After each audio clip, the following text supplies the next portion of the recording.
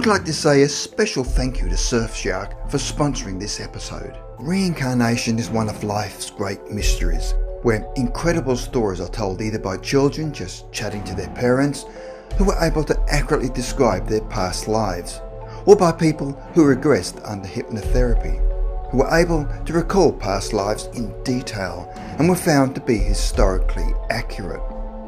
The following are 3 amazing stories of people who remembered their past lives when they were children. The details that they describe are extremely vivid and cannot be explained even after scientific inquiry.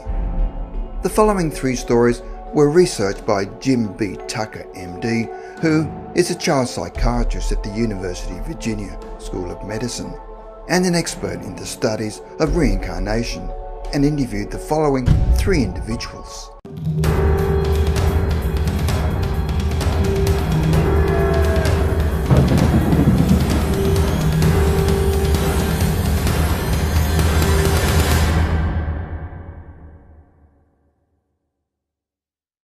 Number 3, Olivia, England. When Olivia was 2 years old, she was out walking with her mother. When her mother asked, "What time do you think it is?" and Olivia replied, 7 o'clock, then added, 1787. On another occasion, when Olivia was 2 years old, she casually said to her mother, "My name used to be Daisy." A short time later, she again approached her mother and said, "Robinson." Her mother asked what that meant, and Olivia replied, "It was my name, and that she used to be called Daisy Robinson." When she was 2.5, Olivia would often talk about past events. Her father asked her whether she used to have a different mummy and daddy, and she excitedly replied, "Yes." Another time, Olivia came up to her mother and told her, "All the air came out of here," and her mother replied, "Out of where?" And Olivia pointed to the middle of her body and said, "Here, and I died, but I don't like talking about it," and then left the room. Her mother was quite stunned because Olivia had had no contact with death other than seeing a dead frog once that her parents hadn't even told her was dead. One day after waking up from a nap, Olivia spoke to her mother again about 1787. Her mother asked her if she'd remembered any songs back then, and Olivia immediately said, "London Bridge is falling down," which was a favourite of hers. That nursery rhyme was in fact around in 1787. Another time, Olivia walked up to her mother and out of the blue said, 30 years old. Her mother said, "Who is 30 years old?" And Olivia replied, "I was when I died. I died because I didn't eat anything and then wandered away." Her mother then thought back to the voracious appetite Olivia had when she was a newborn, which could be explained by the starvation that she had suffered shortly before dying in her previous life. Olivia was eating a green apple one day and giggling to herself. She told her mother that Daisy Robinson had only eaten red apples, but now she only ate green apples. Another time, she said that Daisy Robinson's mother was called Kitty. Her mother knew that Olivia did not know anyone called Kitty, neither did she. Olivia did not talk about the subject again until she was about 4 years old, where Olivia's mother figured she'd outgrown it, and so they had a conversation about the death of their family dog. Olivia wondered whether the dog would come back as another dog, because she had had past lives. But then Olivia said that their dog would not be a new doggy yet, because you spend a bit of time dead first, like a few weeks or months or something. Her mother asked, "Is that what happened to you?" And she replied, "Yes." Mother asked where she was after she died, and she said she didn't exist. She said that she just went into thin air. She went up into the sky and broke up into bits of dust. The dust then floated all over the place. She said dying wasn't scary, and when she was dust, other people made friends with her. They were dust as well. Mother asked if she was afraid of dying. Olivia said she wasn't, but the thought of dying did make her sad because she liked being on Earth. Olivia talked about Daisy's life and where she lived in a little town. She could not remember the name of the town, but said it was in England.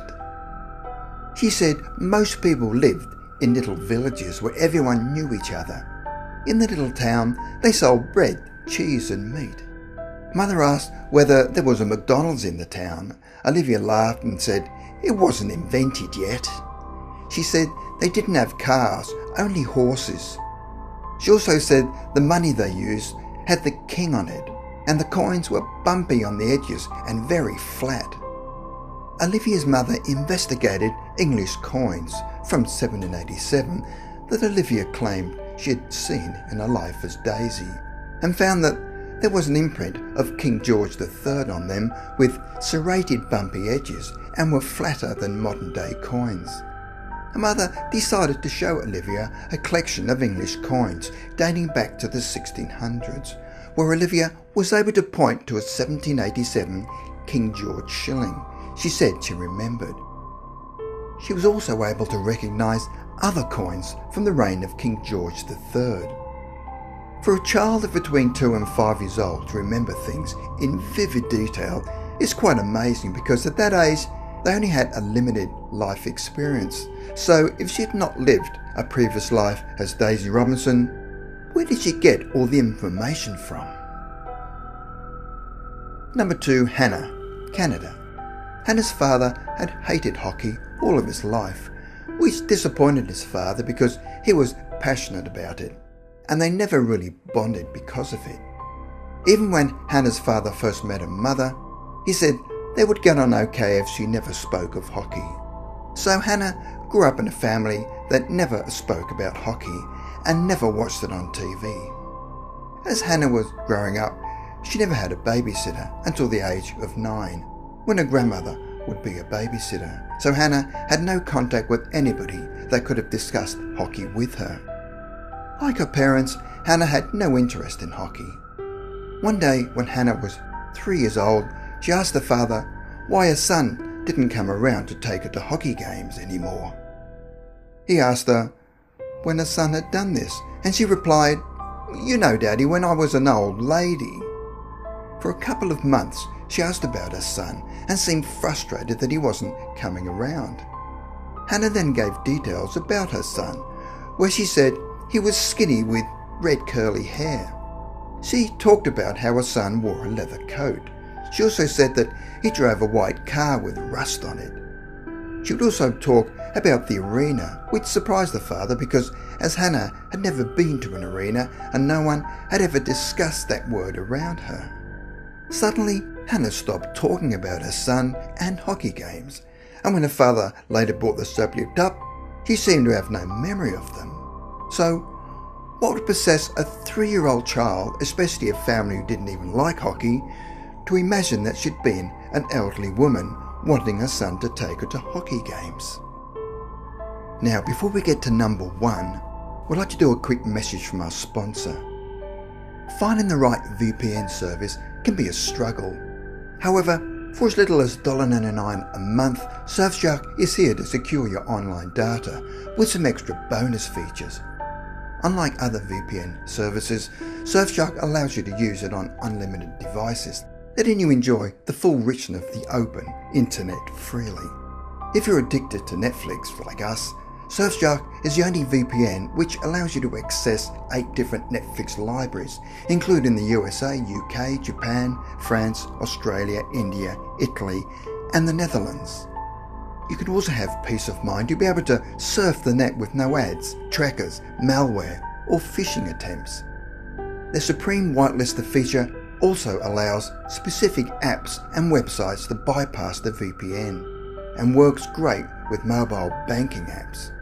With over 800 servers in over 50 different countries and 24/7 support, Surfshark is fast becoming the leader among VPN providers. If you sign up using the special link below, you can enjoy an 83% discount, so why not sign up today? Now, on to number 1. Number 1, Susan, United States. Susan was a clinical psychologist who from an early age regularly dreamt of being an African American girl of 7 or 8 walking down a dirt road. Susan, who is Caucasian, grew up in a mountainous area, but the environment of her childhood dreams were different. It is hot, humid, flat, and very dusty. Susan believes it was probably in the southeast United States. As she was walking, she looks down at the dry skin of her hands and thinks they look ashy. Then a car comes along which appears to be from the 1940s, and she is suddenly pulled into the car. There are 2 white men in the car that appear to be in their 20s or 30s. She remembers the bench seat, the lines of the upholstery, and the dusty floorboard. There in the car, she was assaulted and lost her life. The memory of this event is as vivid to Susan as any other event in her childhood. She also had repetitive dreams about the event.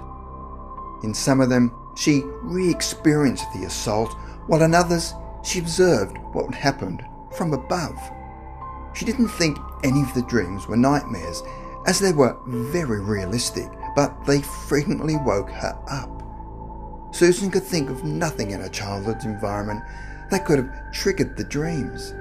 There were African Americans living in her town that she grew up in, but there was no racial unrest.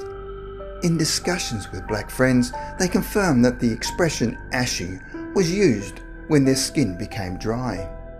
Susan feels her vivid dreams have had no negative effect on her as she grew older, and she has had no relationship problems with her husband, nor has she suffered any anxiety problems, but claims that she has always had an exaggerated startle response.